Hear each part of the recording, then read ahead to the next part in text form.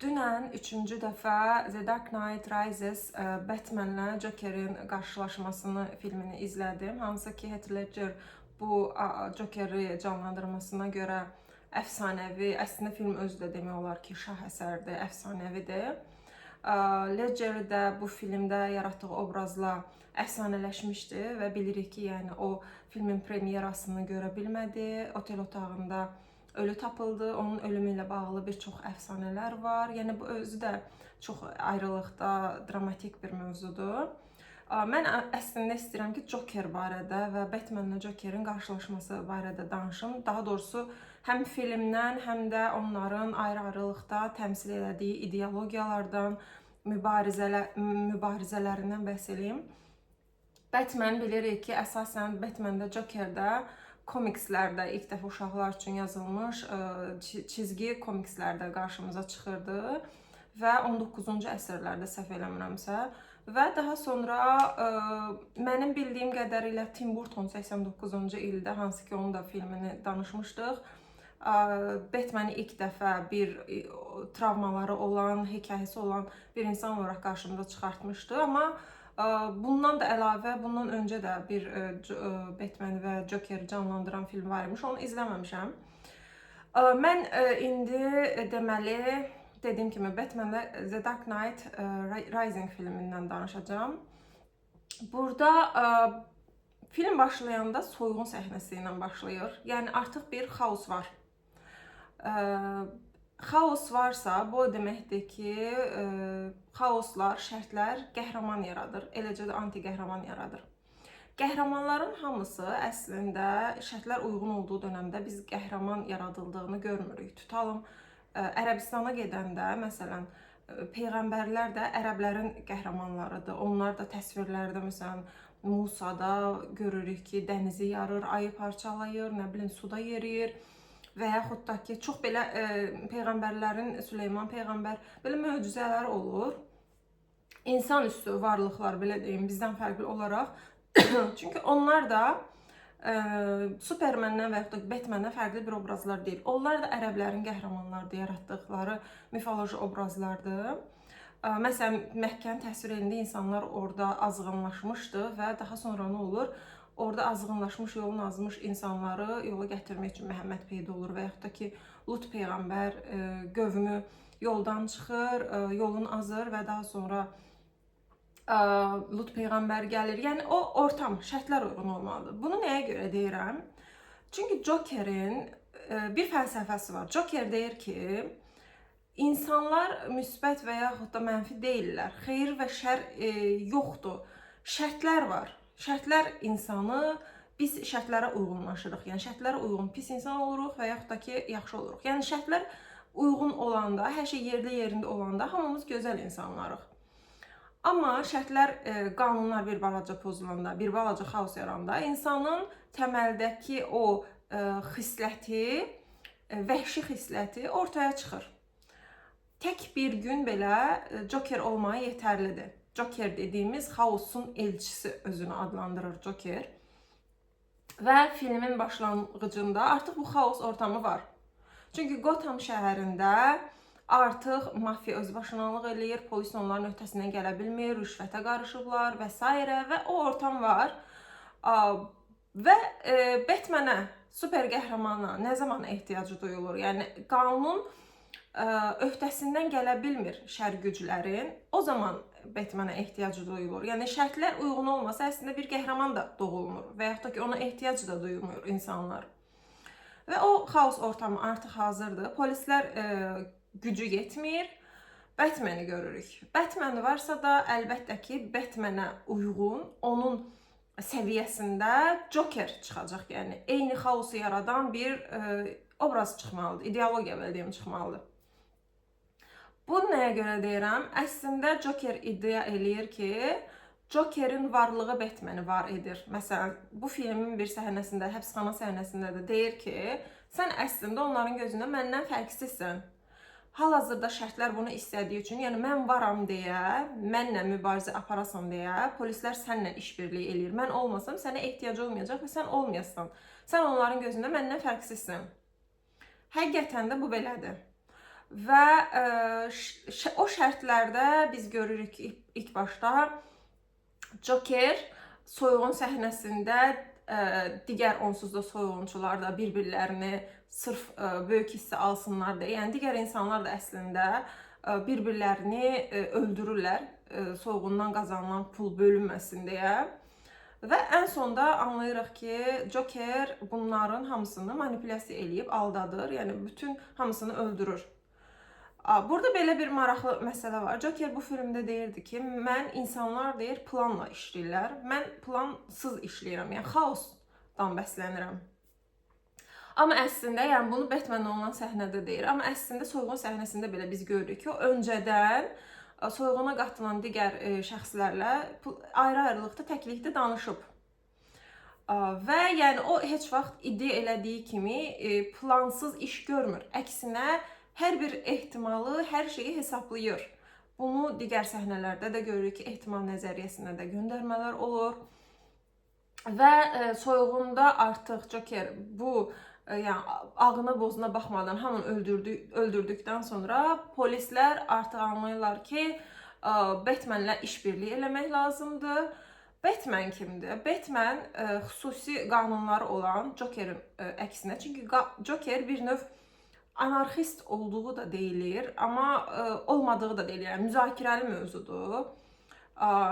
Bu filmdə ilk dediyi söz cinayətini elədikdən sonra məni öldürməyən ağrı, məni öldürməyən şey məni qəribələşdirir. Bu sözü biz əlbəttə ki Nietzsche'dən bilirik. Nietzsche nə deyirdi? Məni öldürməyən ağrı məni gücləndirir. Joker isə bunu dəyişir Nietzsche'nin əksinə. Yəni məni gücləndirmir, qəribələşdirir. Çünki Joker fərqli bir obrazdır. Onun hekayəsini biz heç vaxt bilmirik. Filmlərdə də bilmirik. Komikslərdə də bilmirik. Çünki davamlı olaraq fərqli hekayələr danışır. Məsələn, tək bu filmdə belə 2 dənə hekayə danışır. Hekayənin birində üzünün deformasiya olması ilə bağlı deyir ki, həyat yoldaşının üzünü soyğunçular deformasiya eləmişlər, pis, çirkinləşmişdi. O, həyat yoldaşına dəstək olsun deyə üzünü lezva ilə kəsir. O gülüş ifadəsi oradan yaranıb və daha sonra onun görünüşünə görə həyat yoldaşı onu tərk edib. Bu hekayəni danışır. İkinci bir hekayə isə atasının anasını öldürdü. Daha sonra ona deyir ki, niyə bu qədər ciddisən? Joker'in bildiyimiz məşhur motosu Why so serious deyir və onun üzündə belə bir gülümsəmə mimikası yaradır. Yəni deformasiya eləyir. Sadəcə bu filmdə ikisini eşidirik, amma öncədən də məsələn Tim Burton'un filmində 89-cu ildəki filmində görürdük ki, Batman'lə yenə mübarizə aparanda Batman onu atırmı, yoxsa qəza ilə mi düşür? Çünki Batman da pisləri belə öldürməməlidir. Batman'ın da özünün qanunu var. Necə ki Joker pis və yaxşı ayırd eləmir. Qanunu yoxdur, hamını öldürür, xaosdan bəslənir. Batman ən pisi də öldürmür. Yəni bunun da ideologiyası budur. Yəni bu məntiqlə o Joker öldürsə məğlub olmuş olacaq. Ona görə də biz yəni görürük ki, onunla qarşılaşanda Joker iddia edir ki, məsələn, Batman'ı öldürməməsi ilə bağlı açıqlama verir ki, çünki çox əylənirəm deyir. Batman isə öz ideologiyasını pozmuş olacaq, ona görə öldürmür. Yəni o köhnə filmdə də görürük ki, kimyəvi məhsullarla, hansı ki o Joker özü kimyəvi məhsulları qatırdı kosmetikaya, insanların, qadınların üzvləri deformasiya olurdu, o gülüş mimikası yaranırdı və özü düşür o qazana, özünün yəni üzü deformasiya olur. Bu hekayəni görürdük. Joker'in ümumilikdə, məsələn, Batman'in Tim Burton'da yenə bir hekayəsini gördük ki, ata-anası öldürüblər və o gündən digər insanları qoruma üçün belə süper güc olur. Yenə də deyirəm, Batman'i bu qədər sevdirən səbəb də yenə ilk dəfə demək olar ki, bir qəhrəmanın belə tanrısal gücləri olmur. Digər biz qəhrəmanlara baxanda, yenə də deyirəm, peyğəmbərlərə də baxanda bir tanrısal güc var. Xüsusi güclər var. Dəniz yarır və yaxud da yer kürəsi dağılır, o gəmiyə insanları yığır. Belə lənətləyə bilir, lənətləyəndə insanları məhv edə bilir. Xüsusi gücləri olur.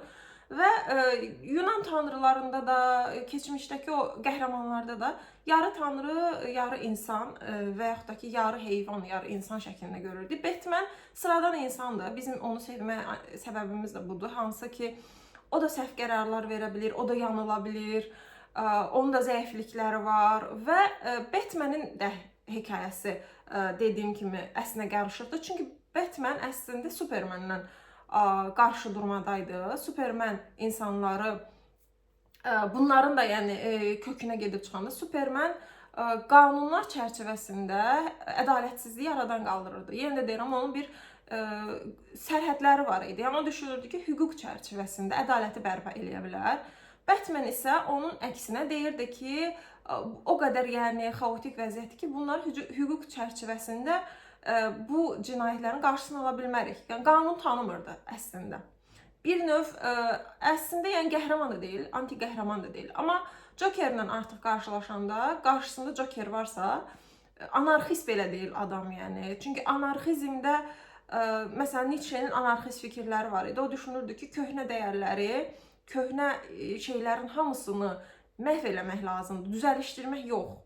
Məhv eləmək lazımdır ki, onların yerinə yenisi gəlsin, yeni nəfəs üçün, inkişaf üçün bu şərtdir, deyirdi. Joker'də isə o yoxdur. Joker isə deyir ki, yeni hər şeyi xaos dağıtmaq lazımdır, amma alternativ yerinə qoya biləcək bir şey yoxdur. Sadəcə xaos yaradır, belə deyim. Ona görə də onu anarxist olaraq da dəyərləndirmirlər. Amma Joker kimi birisinin qarşısında artıq Batman nə olur? Özü bir süper qəhrəmana dönüşür. Və biz dediyim kimi Joker haqqında heç bir məlumatımız yoxdur. Çünki komikslərdə çox vaxt deyirlər ki, o keçmiş bir əskərdir, hərbiçidir. Onun silahlardan professional şəkildə istifadə eləməsi ilə bağlı bu ehtimalı irəli sürürlər. Və yaxud da deyirlər ki, Batman'in öz qardaşıdır. Yəni bildiyimiz xeyir-şər mübarizəsi, bildiyimiz tipik miflərdən də doğanda, onlarda da hər dəfə xeyir və şər qardaş olur. Dualizm fəlsəfəsi qısaca deyil. Və deyirlər, yəni qardaşı da ola bilər. Amma belə bir məlumatımız yoxdur. Dediyim kimi Joker'lə bağlı heç bir qeyri-müəyyənlik anlaya bilmirik ki, bu nəyə görə önəmlidir? Biz anlaya bilmirik ki, məsələn, Pingvin Adamda, Tim Burton filmində Pingvin adamın ailəsi onu belə istəməmişdi. O kanalizasiya yer altında girir, pingvinlər onu saxlayır və o sonradan pis adama dönüşür. Yəni şərtlər onu pis adama dönüşdürür. Yəni biz bilmirik, bizim şərtlərimiz pis olsa necə insana dönüşəcəyik də. Yəni o şərtlərə uyğunlaşırıq. Joker'in bu fəlsəfəsinə qatılmamaq olmur. Yəni adam saf şeytandır, saf anti-qəhrəmandır, amma yenə də insanlar ona simpatiya duyur. Çünki mən öz adıma danışım, onun dediklərini, fəlsəfəsində bir həqiqətə uyğunluq görürəm. Yəni şərtlər başqa olsaydı, mən böyük ehtimalla iradə deyilən bir şey yoxdur məsələn. O şərtlərə uyğun xarakterim forma alacaqdı, o şərtlərə uyğun insan olacaqdım. Yəni Joker'in mövzusu budur, fəlsəfəsi budur. Joker haqqında məlumatımızın olmamasının səbəbi, pis olmasının səbəbi də budur ki, biz bilmirik o saf şeytandırmı? Yəni yoxsa onun başına pingvin adam kimi hansısa bir faciə gəlir və yaxud da travma yaşayıb deyəmi belə olub? Yəni niyə bu insan belə bir insana dönüşübdür? Davamlı iddia edir ki, tək bir pis gün belə bəs eləyir ki, sən ağlını itirəsən, dəli olasan. Yəni özünün dönüşümünü deyir. Amma yəni hekayəsini bilmədiyimiz üçün bilmirik nə yaşayıb və davamlı olaraq filmdə necə insanlar manipulyasiya edir, bizi də manipulyasiya edir. Hər dəfə bir hekayə danışır, inanırıq, sonra onun yalan olduğunu görürük. Bu mövzudan da Joker çox qəlizdir. Batman'i yenə deyirəm, görə bilirik. Amma Joker'i görə bilmirik. Anarxist belə deyil adam, daha nə olsun. Və bunların mübarizəsində görürük ki, bir də bu adam barədə komikslərdə əslində Two-Face keçir. Əslində o da bir qəhrəmandır, belə deyim, anti-qəhrəmandır, belə deyim, ədalətin simvoludur. Amma mən analizlərə baxanda nədənsə bu adamın Joker'i və Batman'i tutam analiz edirlər. Two-Face haqqında heç bir məlumat yoxdur. Two-Face özü də qrafik romanlardanmı deyim, komikslərdənmi deyim, bir obrazdır. O öncə hakim olur, komikslərə görə hakim olur, ədalət uğrunda mübarizə aparır, Batman'in yaxını olur. Daha sonra isə bir cinayətkar onun üzünü yandırır, üzünün yarısını və ondan sonra dönüşüm yaşayır. Yəni başına pis bir hadisə gələndən sonra o dönüşür, şər qüvvə tərəfə keçir. Batman'in qarşısına keçir. Bu filmdə isə Two-Face'i necə görürük? Filmdə hansı ki Batman özü də onu anlayır ki, heyranlığı var. Ən müsbət qəhrəmandır Batman'dan sonra. Batman'ə bənzədə bilərik hardasa onlar ki, onlar ideologiya bənzəyir. Onlar xeyir uğrunda, yəni o filmə uyğun xeyir dediyimizdə qanunlarla belə deyim, qanunlar da ədaləti bərpa eləmək qanun tərəfindədir. Yəni avtomatik görürük ki, qanun varsa xeyir qanun tərəfindəymiş kimi göstərilir. Amma Joker bizim ona görə beynimizi yandırır ki, Joker yəni deyir qanun özü xeyir deyil. Yəni bununla dəyərləndirmir. Yəni qanunları kimlər qoyur? Əxlaq dəyərlərini kim qoyur? Yəni bu özünə uyğunlaşdırırlar. Kimə siyasətçilərə bilim sərf eləyirsə, qanunu, əxlaq dəyərlərini ona görə dəyişdirir. Yəni buna görə Joker çox dərindir və çox qarmaşıqdır və bilirsən pisdir. Yəni günah insani hissləri yoxdur. Hər yeri partlada bilir, öldürə bilər, amma yenə də bir simpatiya duyursan Jokerə. Two-Face'in buradakı hekayəsi isə dediyim kimi çox müsbət bir obrazdır. Batmanlə demək olar ki, eyni gedir və Batman'da ona heyranlığı var. Və daha sonra biz bunun başına hadisə gəlir. Sevdiyi qadını Joker öldürür. Sevdiyi qadın öləndən sonra hansı ki xəstəxanada üzü yanır. Orada bir səhnədə də deyir ki, dostu polis onu ziyarətə gələndə deyir ki, siz xatırlayırsınız da, yəni mənə məktəbdə nə ad vermişdiniz? Two-Face'in 200'lü adı verirdi. Bu adam hakim olduğu üçün, qanun tərəfində olduğu üçün düşünürəm ki, bunun özü də bir simvoldur. Yəni ədalət, hakim nəyin simvoludur? Ədalətin simvoludur. Ədalətin özünün də iki üzü var. Çünki bu adam da bir növ Jokerə dönüşür. Batman idi və Batman'dan Jokerə dönüşür. Nəyə görə Joker bu adamı seçmişdi? Nəyə görə onu öldürtmədi, onun başına faciə gətirdi ki, bu iki üzü, digər üzün ortaya çıxartsın. Yəni digər üzü nə deməkdir? İçindəki, yəni qanunlar hər şey yerində gedəndə bir insanın başına faciə gəlməyibsə, nə var yaxşı insan olmaq? Amma onun başına faciə gətirdir və özünü dönüşdürür. Fəlsəfəsini bir növ Batman'a sübut eləmək üçün onun başına bu hekayəni gətirir və dediyim kimi, sırf onun seçməsindəki səbəb də odur ki, filmdə ən yaxşı insan odur. Və onun üzü yanandan sonra onun içindən Joker çıxır, bildiyimiz. Çünki o da artıq qanun tanımır, hətta uşaq öldürəcək səviyyəyə gəlir. Əgər Batman xilas eləməsəydi, uşaq belə öldürürdü, o qədər gözü dönmüş olur. Burada belə bir oxuma da eləyə bilərik ki, dediyim kimi Two-Face kimdir? Hakim ədaləti göstərir. Ədalətin də iki üzlü olduğunu göstərir. Yəni ədalət özünə sərf eləyəndə, ədalət belə deyim, zorlananda digər üzünü göstərə bilər. Digər üzü nədir? Heç bir qanunu tanımır. Bir növ o da manipulativ bir insana çevrilir, yalan danışır. Çünki o da Joker deyir ki, mən plansız işləyirəm, məsələn, bənzərliyi budur. Amma biz anlayırıq ki, yalan danışır. Çünki soyğunda dediyim kimi, soyğundan öncə oradakı adamlar hamısıyla danışmış olur. Yəni plana uymasaydı, yəni belə gedişata uysaydı, bu adam bu şeyləri hesablamazdı. Soyğundan öncə bir plan qurmazdı, hazırlıq görməzdi, düzdür. Və Harvard olur adam. Two-Face'də də ilk səhnələrdə, məhkəmə səhnəsində görürük ki, o Two-Face'in bu arada komikslərdən gələn özəlliyidir. Pul atır, pulun bir tərəfi xeyir, bir tərəfi şərdir. Yəni bu tərəf gəlsə xeyir olaraq dəyərləndirir, digər tərəf gəlsə şər olaraq dəyərləndirir. Hansı ki, ilk səhnədə də 2-3 dəfə onun sevdiyi qadın deyir ki, sən əsla işini şansa buraxmazsın. Yəni Joker kimi o da iddia edir ki, o işini şansa buraxır. Yəni o pul necə düşsə, hansı tərəfə düşsə ona uyğun davranacaq. Halbuki yalan danışır. Qadının dilindən bunu anlayırıq ki, Joker kimi bir növ burada ona bənzədə bilirik. İşini şansa buraxmır. Daha sonra isə anlayırıq ki, artıq o qəzanı keçirəndən sonra özünün üzü necə yanırsa, o pulu da yanır. Və o pulu yanandan sonra bu arada o qəpiyin üzü işi şansa buraxmaması məsələsi belədir ki, qəpiyin hər üzü eyni olur. Yəni hansı tərəfə çevirsən özünə uyğunlaşdırır. Və üzü yanandan sonra qəpik də yanır və artıq deyir ki, şansa buraxıram. Hər dəfə üzü yanmış tərəf olsa tutalım, cinayət eləyəcək, öldürəcək adamı. Düşməsə buraxacaq, azad eləyəcək. Bu tip bir xarakterdir. Hansı ki, sonradan da Batman istəyir onu öz tərəfinə çəksin. Çünki Batman insanların, belə deyim, ən xaotik durumlarda belə Gotham şəhərində gərginliyi olmasa, yenə də deyirəm, nə Joker olacaq, nə Batman olacaq. Joker varsa, xaos varsa Batmanə ehtiyacı duyulur. Joker yoxsa Batman lazımsızdır, özünün də dediyi kimi. Və o ortamda da fikrim yadımdan çıxdı, nəysə bu getsin. Və Jokerlə Batman'in bu arada Ledger bu filmdə sadəcə Joker, yəni 21 dəqiqə ekranda görünüb və bu qədər Batman'dən belə çox danışılıb və bu qədər əfsanələşib, artıq ikon olubdu. Və Jokerin sınaqlarını görürük. Hansı ki, məsələn, bir səhnədə Batman maşın sürür onun üstünə, onu öldürə bilər. Biz görürük ki, o səhnədə Joker çəkilmir. Bunun özü, mən bunu bilmirdim, analizə baxdım. Chicken problem deyilirmiş buna.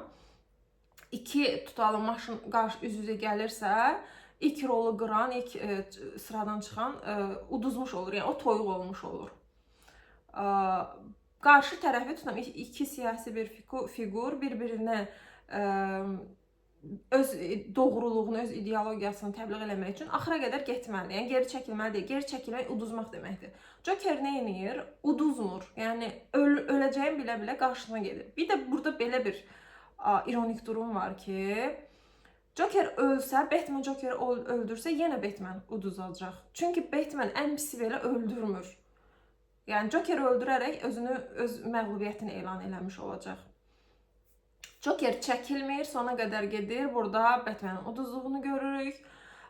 Və daha sonra yenə deyirəm, Joker Batman'ı ona görə öldürmür ki, əyləndiyini iddia eləyir. Batman isə öldürə bilməz. Çünki o ümumiyyətlə ancaq qanun çərçivəsində məsələləri həll eləyəcəyini inanır. Yəni ən pis insanları belə deyim, öldürmür. Və daha sonra məsələn gəmi səhnəsi var idi. İki gəmiyə silah, bomba bağlanılır. Birində cinayətkarlardır, digərində isə sıravi insanlar və qərar verilməlidir. Burada yenidən Joker bu oyunu niyə oynayır? Buradakı da hər şey ehtimal nəzəriyyəsi hesablanmış olur. Yəni burada insanlar çətin şərtlərdə qalsalar, yəni ölümlə üzləşsələr, çünki ya özləri öləcək, ya qarşı tərəf öldürəcək. Yəni ölüm anında Nietzsche'nin fəlsəfəsi, yəni Nietzsche də məsəl üçün deyir ki, insan xislətində qorxuncdur. Jokeri bir növ mizantrop da deyə bilərik də, yəni insanın xislətinin çirkin olduğunu müdafiə eləyir. Batman isə bunun əksini deyir, yəni. Və bu oyunda Batman qazanır. Nəyə görə? Çünki Joker hesablamışdı ki, gəmini əlbəttə ki, o cinayətkarlar olan gəmini partladacaqlar düşünmədən. Çünki bu adamlar onsuz da, yəni filmdə də o deyilir ki, onsuz da bu adamlar loserdılar, onsuz da məhv olublar, onsuz da cinayətə bulaşıblar. Yəni cəmiyyətə lazım olmayan insanlardır. Amma nəyə görə dəyərləndirir? Məsələn, ədalətə görə biz sadəcə yaxşı insanlar, cinayətə bulaşmamış insanların yaşama haqqı var demirik. Bütün insanların ortaq təməl müzakirəsiz haqqı nədir? Yaşamaq haqqı. Yəni orada deyilmir sadəcə yaxşı insanlar, cinayətə bulaşmamış insanların yaşama haqqı. Ümumi hər kəsin yaşama haqqı var. Burada o şərtlər dəyişəndə insanlar üçün təbii ki çıxır, deyir ki, biz ya öləcəyik, ya öldürəcəyik. İki seçim var. Ona görə qarşı tərəf lazımsızdır, cinayətə bulanıblar. Günahsız insanları qurtaraq, yəni onları öldürək. Qarşı tərəf də eyni ilə elə düşünür ki, onlar bizi öldürəcəklər. Çünki onlar yəni sıravi insanlardılar. Biz isə cinayətə bulanmışıq. Yəni bizi onsuz da elə dəyərləndirəcəklər. Bunlar da belə düşünür, özlərini müdafiə olaraq öldürmə. Amma nəticədə nəyə görə Batman qazanır? Çünki hər ikisi bir-birini öldürmürlər. Bu insanlığa, belə deyim, Nietzsche'nin Neprov çıxardır. İnsanlığa bir növ ümidi göstərir ki, hər şərtdə, yəni o ölümlə üzləşəndə belə hər şərtdə insanların içindən vəhşət çıxmır. Yəni bir ümid var. Joker'in orada məğlubiyyətini, üz mimikasını görürük. Səhv çıxmağı ilə bağlı bir yanılğısının hüznünü yaşayır, belə deyim. Daha sonra dediyim kimi onların sonda qarşılaşma səhnəsində əslində bir çox filmlərdə, yəni bir digərini öldürür və yaxud da Tim Burton'da da var idi çünki. Öldürmə səhnesinə gələndə isə Batman bir həbsxana dialoqlar, həbsxanada Batman və Joker üzləşirlər. Və əslində Batman'ın üzünü gizlətməsi çox maraqlıdır. Çünki qəhrəman insan olmaq istəyəndə qəhrəmanlar özləri haqqında bir də məthiyələr yazdırırlar, olsun məşhur adamlar deyək, olsun peyğəmbərlər deyək, birinin üstünə 5 qoyub danışırlar. Yəni bir növ ego məsələsi də var burada. Batman əslində üzünü gizlədir. Yəni normal şərtlərdə qəhrəman, bütün şəhərin heyranlıq duyduğu bir qəhrəman özünü görünür eləməlidir. Amma Batman gizlədir üzünü. Bu da onun əslində ego savaşından çox, yəni bir növ əslində ədalət həqiqətən o egosu filan gözündə deyil, sırf ədalət üçün savaşdığını göstərir bizə. Və Joker də davamlı olaraq onun qarşısına məsələn insanlar öldürür, onun qarşısına şərt qoyur ki, tutam, xəstəxananı partladacağam, əsl üzünü göstər, maskanı çıxart. Yəni Batman insanları xilas eləmək istəyir, amma əksinə olur. Joker ondan tələb edir ki, üzünü göstər, o da üzünü göstərmir deyə əslində çoxlu insanların ölümünə hansı ki xəstəxana boşaldılmışdı, amma insanların ölümünə yenə də zərərli olur fayda vermək istəyərkən. Və daha sonra yenə də deyirəm, o Joker'i atıb filmin sonlarına yaxın öldürmək istəyəndə yenə Batman gəlir onu xilas eləyir. Çünki bir növ yenə də deyirəm, bu dualizm, xeyir varsa şər var, şeytan varsa Allah var.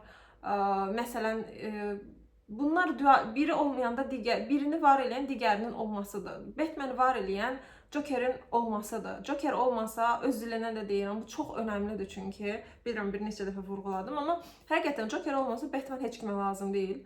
Joker deyir, məni tutsalar, məni öldürsələr, sən də yox olacaqsan. Həqiqətən də elədir. Ona görə gəlir, yenidən Joker'i xilas edir. Amma burada bir məsələ var. Joker'i xilas eləməsindəki səbəb onun öz ideologiyasına qarşı çıxmamasıdır. Çünki o pis də olsa heç kimi öldürməməlidir. Silahdan belə istifadə eləmir.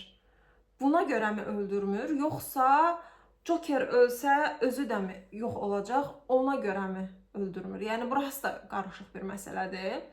Və yəni film Gotham şəhərində yenidən bərpa edirlər güya ki ədaləti. Film mən düşünürəm ki, yəni şah əsərdir. 1 milyarddan çox büdcəsi olub, qazancı olub və filmin bu arada Nolan qardaşlar çəkib. Christopher Nolan bilirik ki, Memento filmi, hansı ki o Memento filmi mənim anlamadığım, yəni bir növə desələr hansı filmi anlaya bilmirsən, Memento filmini nə qədər baxsam o qədər anlamıram, o qədər qarışır. O filmin rejissoru və qardaşı da onun ssenarisini yazıbdı. Batman'ın ssenarisini yazıbdı. Dediyim kimi, yəni 1 milyardan artıq büdcə gəlir əldə çəkiliş eləyibdi və filmin görüntüləri olaraq da Christopher Nolan bilirik ki, bir növ manyakdır. Yəni o məsəl üçün oradakı səhnələrin əksəriyyəti samolyot səhnəsimiz ABŞ-da çəkilişinə icazə verməyib insanlar. Çünki real gəmi partladacaqsa real partladır, samolyot varsa real samolyot. Yəni bu adam bir növ dəlidir, bir növ Joker'in bir tayıdır.